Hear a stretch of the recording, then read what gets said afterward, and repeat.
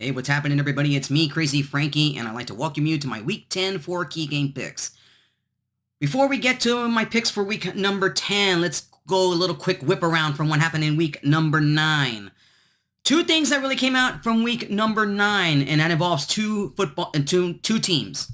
That involves the Detroit Lions and the Kansas City Chiefs. What do they have in common? Once again, one team was dominant and the other barely won in overtime.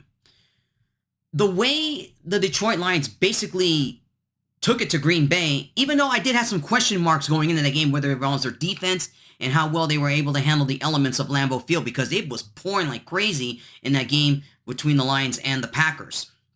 But another thing that kind of really scratched my head was that ejection from Brian Branch.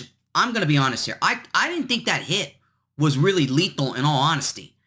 I thought I've seen worse hits a lot of us who watch football, we've seen a lot more worse hits than that.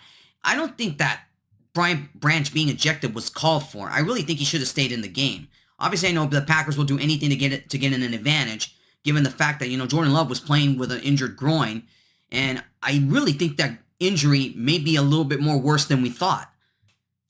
But look, I don't have any more information on what happened with Jordan Love and all that, whether if it's going to affect him in the next game, because obviously the Packers now, with the loss to the Lions now have a small cushion in the NFC North. Pretty much they basically now control their own destiny now in winning that division. Now, as far as the Kansas City Chiefs goes, they had to go to overtime to beat the Buccaneers, which was a bit surprising to me. Even though Hopkins has done a fantastic job of making plays and all that, but you got to wonder, has a lot of NFL teams started to find their vulnerabilities? I mean, the last few games, even though the Chiefs are still undefeated, they barely won by one score, one possession. And you got to wonder, is there any team that is going to get to their vulnerabilities and actually pull off a victory over them? It's very hard to say now. Look, the Chiefs are finding different ways to win, but their defense really has been the key. But to me, they really struggled against Baker Mayfield, given the fact the Buccaneers' offense was very short-handed. You got to wonder now with this Chiefs team somewhere down the line. Look, their schedule's pretty easy. They could go undefeated the rest of the way. But obviously, the only toughest game I see left under schedule really is the Bills. They have the Bills coming up very soon, and that could be a possible trap game for them. So I don't know. When I look back at the rest of week number 9, how about the Rams? Going into Seattle in overtime after they really struggled against them and go back and beat them. Beat them in overtime. The Rams are not dead yet. Given how the NFC West right now, it is up for grabs. Everybody in that division has a shot to win it. Cardinals beat the living crap out of the Bears. They're in first place right now for the moment. Obviously, with the 49ers coming off the bye week coming up, and they're playing this week, it's really going to be interesting down the stretch who will have control of that division. And when I look at other teams going in, Ravens took it to the Broncos as expected, and they should have taken them to them. Really, look, the Ravens also have to make their case that they're also one of the teams to beat in the AFC. And the Bills, with that 61-yard field goal from Tyler Bass to win it for them, that was really something. Given how that game went back and forth between them and Miami, the Bills now pretty much control the AFC East, and I pretty much think that what happened with their victory over Miami, they pretty much have sealed the division right there, because I don't think anybody else in that division is going to catch up to them. The Bills have a 3-game cushion, and I don't think anybody's going to stop them in that division. But when I look at the other teams in the rest in every division right now, it is really going to be interesting down the stretch. But when everybody's jockeying for playoff positioning and possibly fighting for their division. So let's see what happens down the road, as we're 8 games left with 8 weeks left of the regular season. Boy, this season's going by fast. We're now at the halfway point of the regular season.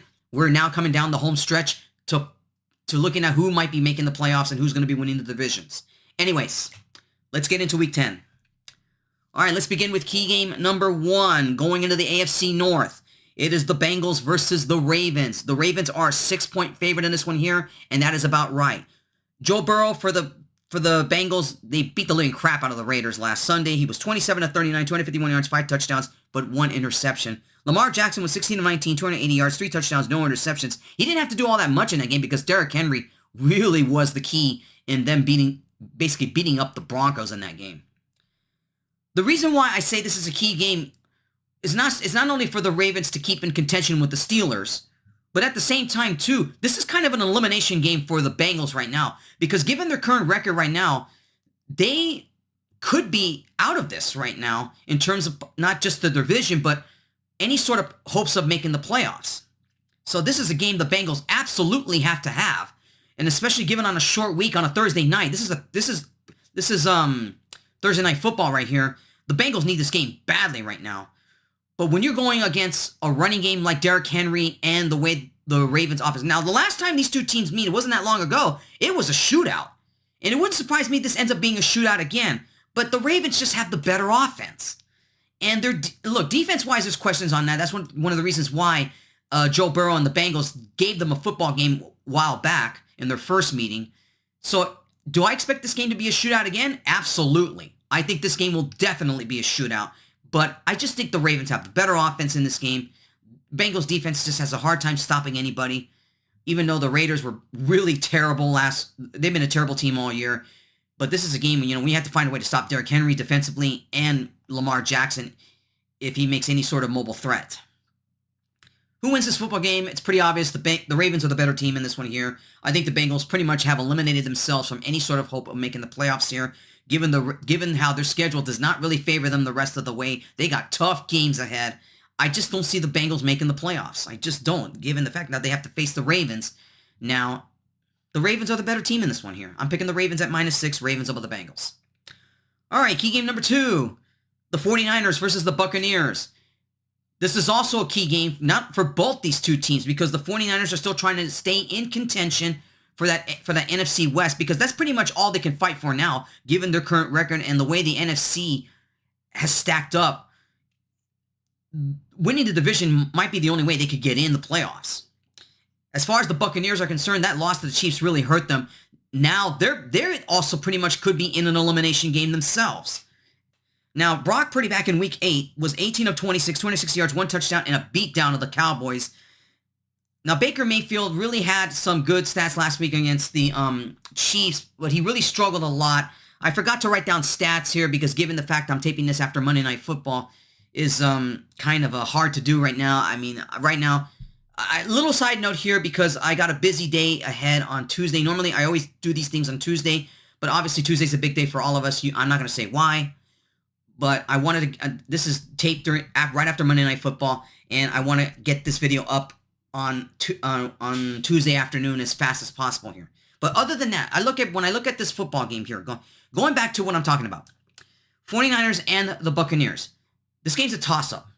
This game really is a toss-up. The 49ers are a 6-point favorite, but to me, this game feels more like a toss-up because Baker Mayfield can make plays, and he's really a guy that doesn't give up. And the 49ers defense has to find a way to make sure they stop any sort of threat that Baker Mayfield can pose by running the football himself or establish any sort of running game. Obviously, in terms of wide receivers and all that, the Buccaneers are really stretched thin. And if there's any hope for the 49ers to really get after Baker Mayfield, they got to get after him in this game because that's probably the only way. Baker Mayfield's going to have to win this game all by himself because the Buccaneers were pretty banged up against the Chiefs during that game during that Monday night game.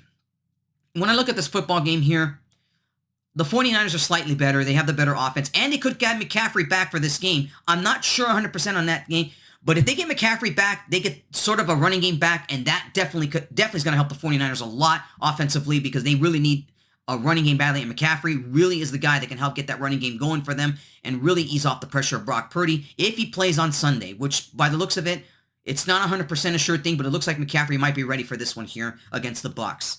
And I'm going to pick the 49ers in this one here. I just think the 49ers offense is just a tad better than the Bucs. The Bucs are really missing their offensive weapons.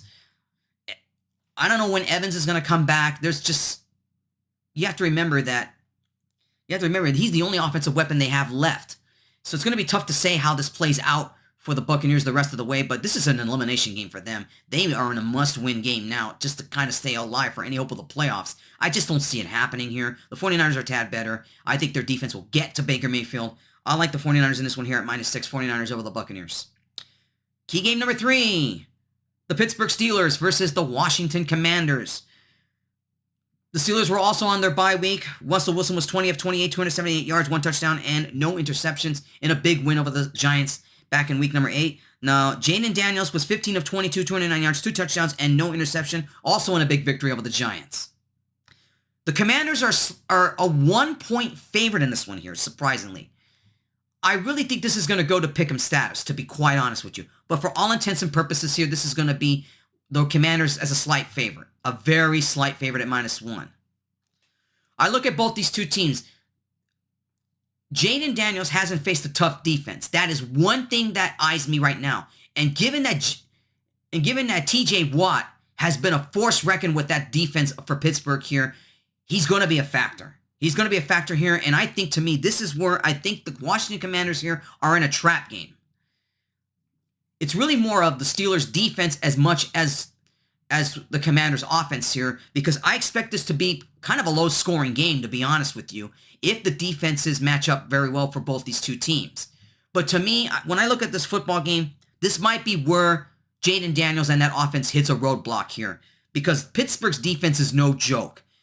And given the fact that, that if they don't find a way to protect Daniels, if the Commanders' offensive line doesn't find a way to get to TJ Watt, make sure he doesn't sack Daniels, because you don't think that TJ Watt's going to be out for blood. He will in this football game. He's going to be a factor. If they don't find a way to block him, I like the Steelers in this game. Even though the Steelers' offense isn't exactly elite, they're pretty mediocre themselves, even with Russell Wilson. I think, to me, it's going to be low scoring. I could see this being a 17-14 type of game, could be a 17-10, or maybe a 14-10 type of game. I don't see a lot of points going up in this football game, because I think the Pittsburgh Steelers defense is going to be the difference in this game. I'm picking the Steelers in this one here. I think that Jaden Daniels will hit a roadblock, and I think, to me, I think that's something that Jaden Daniels better find a way to get used to, because he's going to have to find a way to get through that Pittsburgh defense. I'm picking the Steelers in an upset here. I don't think it's going to be much of an upset, but it should be a very low-scoring game. It's going to be close. I like the Steelers in this one here. I'm going to pick the Steelers over the Commanders at +1. And finally, key game number 4, it is the Detroit Lions versus the Houston Texans. The Lions are a 3-point favorite in this one here, and it wouldn't surprise me if this goes to 2.5, maybe 2. Jared Goff, 18 of 22, 145 yards, 1 touchdown, no interceptions. Last week against the Packers, he really didn't have to do all that much, because really the running game for them and the defense really came up big last week for the Lions. Now, the Texans here are in a bit of a free fall right now. C.J. Stroud was 11 of 30, 191 yards, no touchdowns, and no interceptions last week. And you got to wonder now with this Texans team, they're really struggling offensively, and to make matters worse, they don't have Diggs for the rest of the season. So now C.J. Stroud and that Houston Texans team are going to have to really find a way to really get that offense back on track, because that loss to the Jets last week really hurt them. Even though they're still ahead, they're still slightly ahead in the AFC South. But any more losses that they could, if they lose another one here, this could make the AFC South even more interesting, even though given the fact that the Colts are really the only team that is in second place. This is the only one that really could give them any sort of contention. I look at this football game here. The Lions offense can beat you many ways. They have a running game. They have Sam Laporta defense. This is one of the reasons why I gotta lean towards the Lions in this one here, because I don't think the Texans are going to be ready for this dynamic offense that the Lions have. This Lions offense is no joke. They could beat you so many ways. Obviously, their defense is banged up. They're missing some key components here. But I think they're expected to get J-Mo back in this game as well in their offense, so that definitely could really, really help them more offensively. I'm picking the Lions in this game. I just think the Lions they definitely have the better offense in this one here. I wouldn't be surprised if this game is close, but the Lions are just much better in this one here. And they moved this now to the Sunday night game. This was flexed to Sunday, so this is now the Sunday night game. So it should be a good one in Houston, but the Lions, I just think they're better. They have the better offense, and I'm picking the Lions at -3, Lions over the Texans. All right, everybody, that wraps up my 4 key game picks for week number 10. Please check the description below for every one of my week 10 picks, and I will talk to you guys next week when I make my picks for week number 11. Take care and enjoy your football weekend.